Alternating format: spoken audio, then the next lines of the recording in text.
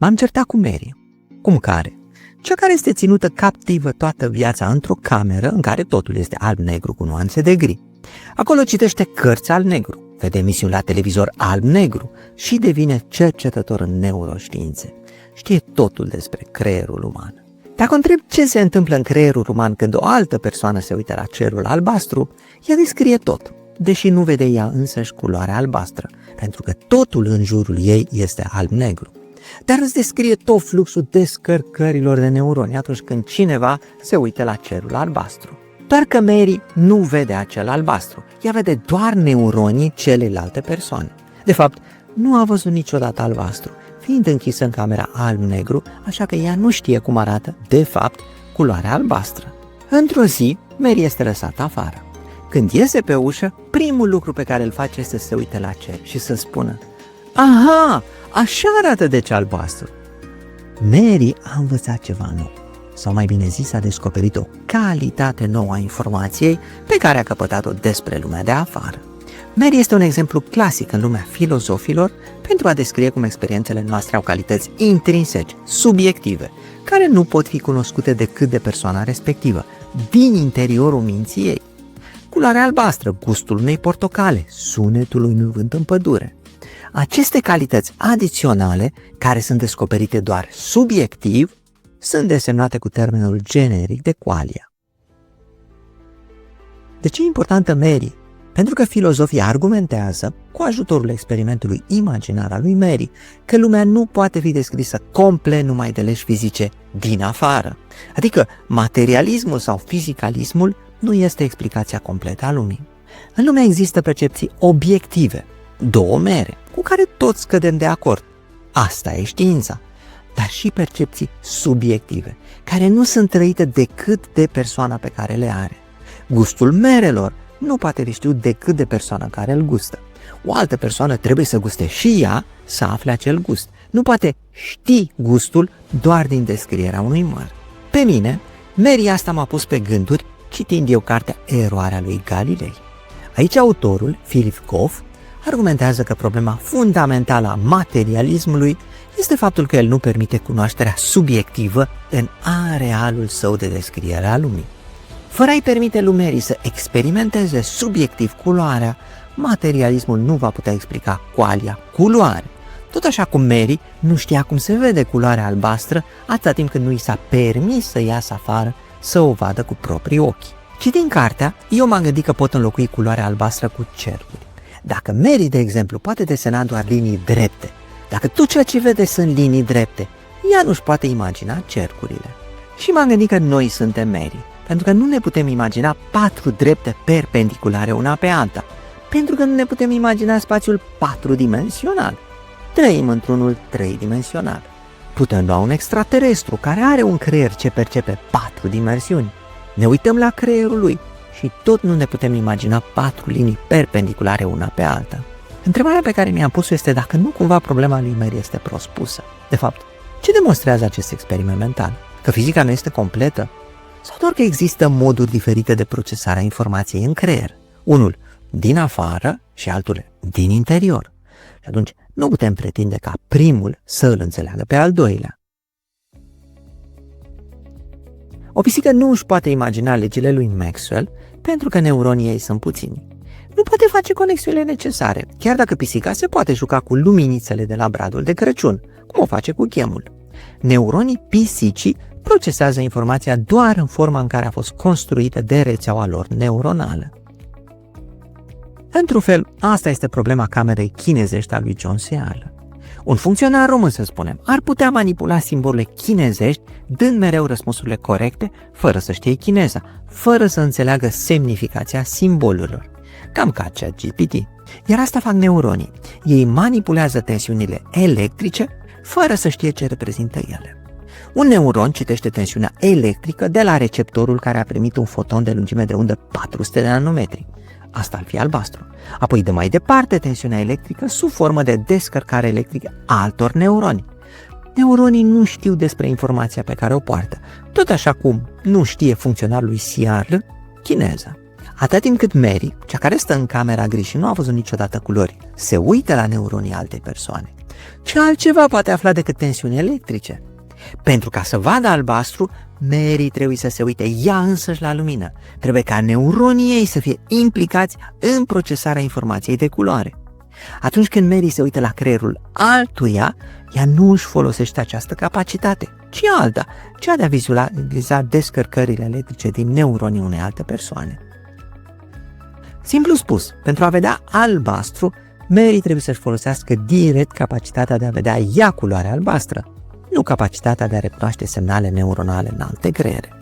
Atunci când Mary se uită la cer și va afla ceva nou, culoarea albastră, o va face pentru că s-a activat o capacitate pe care o avea deja înainte, cea de a percepe subiectiv culoarea, dar pe care nu o folosea.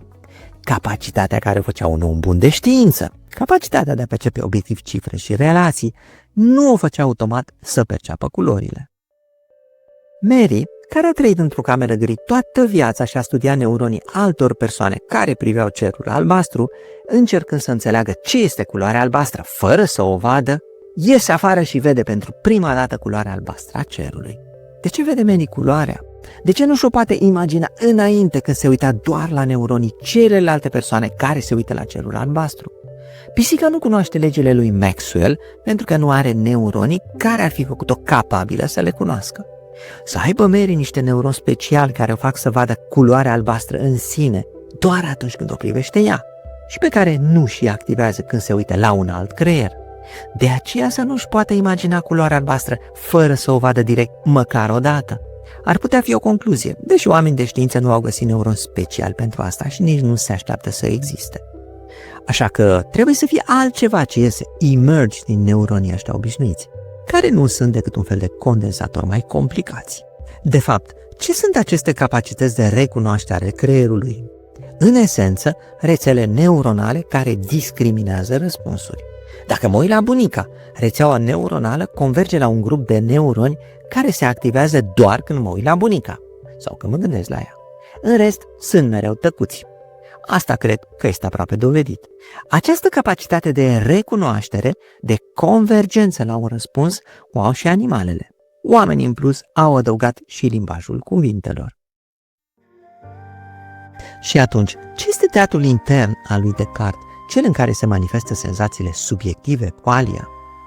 În esență, câte un grup de neuroni bunică, pe care îl putem reduce la câte unul pentru fiecare tip de informație de recunoscut. Un neuron bunică se activează când o văd pe bunica, alt neuron bunică când văd culoarea verde, altul când văd un cerc și așa mai departe. Acesta ar putea fi scena teatrului interior, doar acești neuroni. Ei sunt o reprezentare a lumii externă. Ar mai trebui adăugat un grup de neuroni care sunt o reprezentare a eului, neuronii care dau semnale despre trup, alții care se raportează autobiografic la amintiri, etc. Pe scena teatrului interior avem deci aceste două grupuri de neuroni bunică, care stau față în față, cei care reprezintă lumea exterioară și cei care reprezintă eul, lumea corpului nostru. Ca într-o bătălie pe scenă, să ne imaginăm ca cele două grupuri să puse în legătură unul cu celălalt, prin conexiuni neuronale. Și atunci, poate că aici are loc miracolul, fuziunea. În această comuniune se naște experiența subiectivă, se naște qualia. Desigur, nu toți neuronii bunică trebuie să fie activi. Știm că nu suntem conștienți de toate lucrurile din jur. Unele elemente din reprezentările exterioare sau interioare ale corpului și eului autobiografic pot fi ignorate în cursul fuziunii, de azi neuron de gardă. Ce este mai important este rezultatul acestei fuziuni, lumea interioară.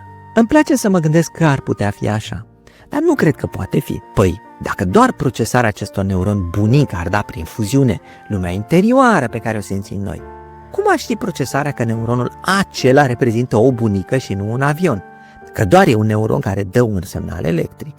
Mi se pare mie că acest proces special de fuziune ar trebui extins și în partea de unde se inițiază procesarea rețelei neuronale.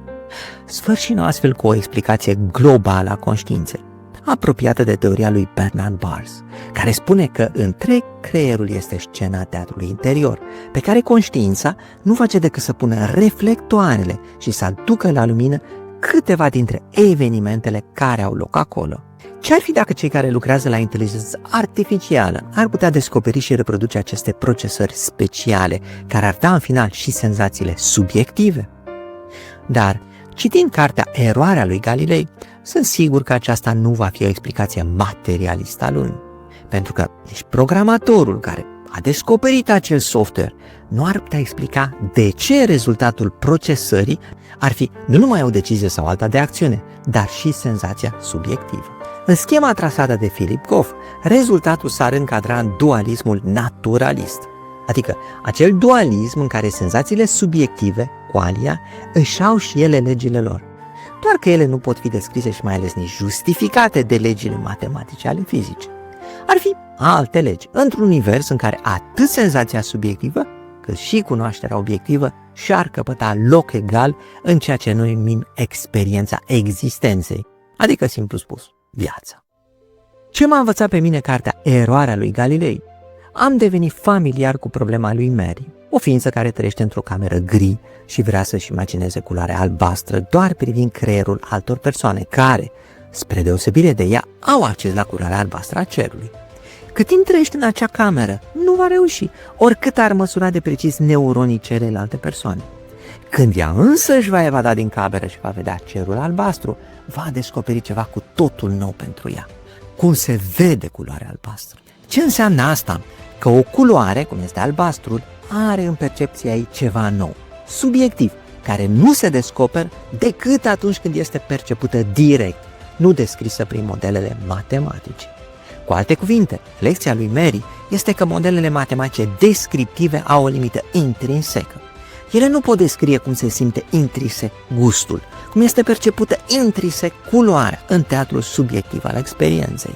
Vă rog să comentați dacă sunteți de acord sau nu cu această concluzie, că și inteligența artificială ar putea căpăta senzații subiective, atunci bineînțeles când o procesează cu sens pentru ea. Sper că v-a plăcut oricum subiectul.